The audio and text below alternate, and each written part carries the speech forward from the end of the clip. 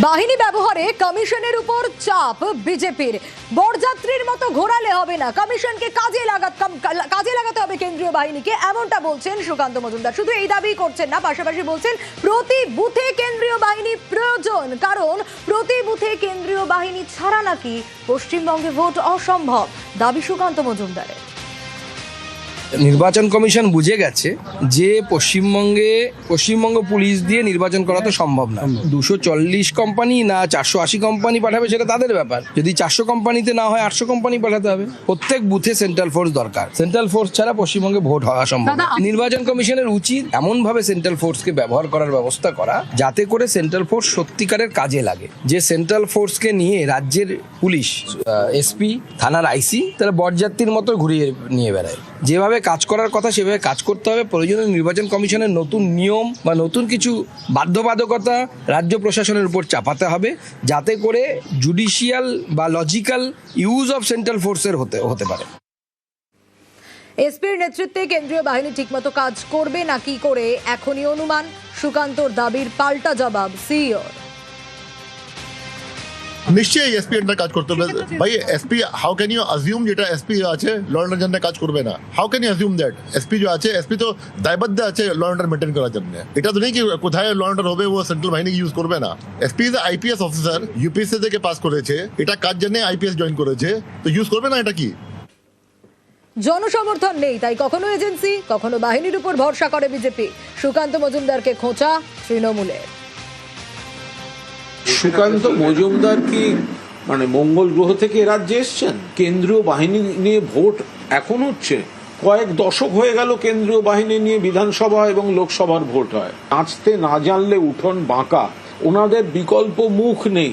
কখনো সিবিআই ইডির উপর নির্ভর করতে হয়, হুমকি দিতে হয়, কখনো বলতে হয় বাংলা টাকা আটকে রেখে দেখিয়ে দেবো, কখনো বলতে হয় কেন্দ্রীয় বাহিনী থাকবে। আরে থাকবে, আসবে।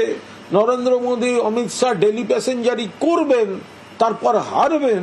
যারা জমিদারি মানসিকতায় দিল্লি থেকে লেটেল বাহিনী পাঠিয়ে ওই কেন্দ্রীয় বাহিনীর নাম করে ভোট করতে চায়, আপনারা যা ইচ্ছা দিয়ে করুন, যতই করো হামলা, আবার জিতবে বাংলা। ভোটের আগেই রাজ্যে কেন্দ্রীয় বাহিনী চলে আসছে। মার্চের মধ্যেই রাজ্যে 480 কোম্পানি কেন্দ্রীয় বাহিনী আসছে, আর এই নিয়েই এখন রাজনীতির হাওয়া গরম।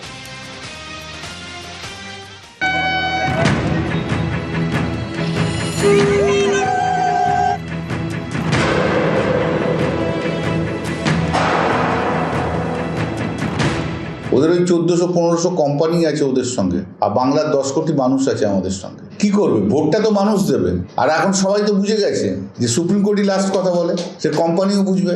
নির্বাচন কমিশনের বিষয়ে কেন্দ্রীয় বাহিনী কবে ঢুকবে, কতটা ঢুকবে, আমরা শুনেছি নির্বাচন কমিশন আপাতত 480 ভোল্টের শক দিচ্ছে তৃণমূল কংগ্রেসকে বা রাজ্য সরকারকে। কিন্তু এটা মোটামুটি প্রমাণিত হয়ে গেছে কোর্টের কাছে, নির্বাচন কমিশনের কাছে, এই তৃণমূল সরকার নিরপেক্ষ সরকার নয়। ভোট ঘোষণা হয়নি, তার আগেই রাজ্যে আসছে কেন্দ্রীয় বাহিনী। মার্চেই 480 কোম্পানি বাহিনী চলে আসবে। 1 মার্চ 240 কোম্পানি, 10 মার্চ আরো 240 কোম্পানি। কমিশনের চিহ্নিত স্পর্শকাতর এলাকায় চালাবে টহলদারি।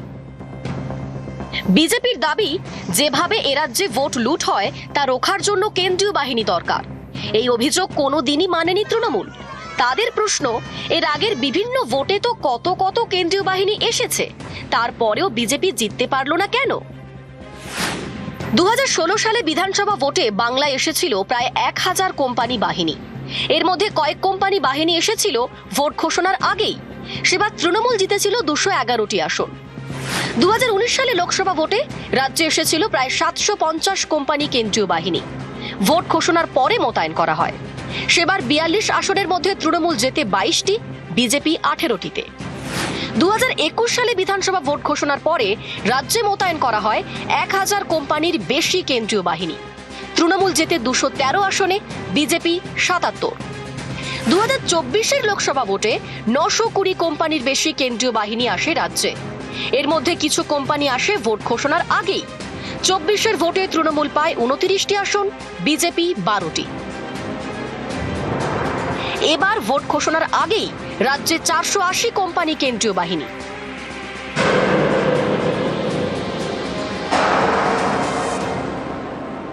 নির্বাচন কমিশনের বিষয়, কেন্দ্রীয় বাহিনী কবে ঢুকবে, কতটা ঢুকবে। আমরা শুনেছি নির্বাচন কমিশন আপাতত 480 ভোল্টের শক দিচ্ছে তৃণমূল কংগ্রেসকে বা রাজ্য সরকারকে, কিন্তু এটা মোটামুটি প্রমাণিত হয়ে গেছে কোর্টের কাছে, নির্বাচন কমিশনের কাছে এই তৃণমূল সরকার নিরপেক্ষ সরকার নয়। ওদের ওই 1400-1500 কোম্পানি আছে ওদের সঙ্গে, আর বাংলার 10 কোটি মানুষ আছে আমাদের সঙ্গে। কি করবে? ভোটটা তো মানুষ দেবে। আর এখন সবাই তো বুঝে গেছে যে সুপ্রিম কোর্টই লাস্ট কথা বলে, সে কোম্পানিও বুঝবে। নিউজ 18 বাংলা।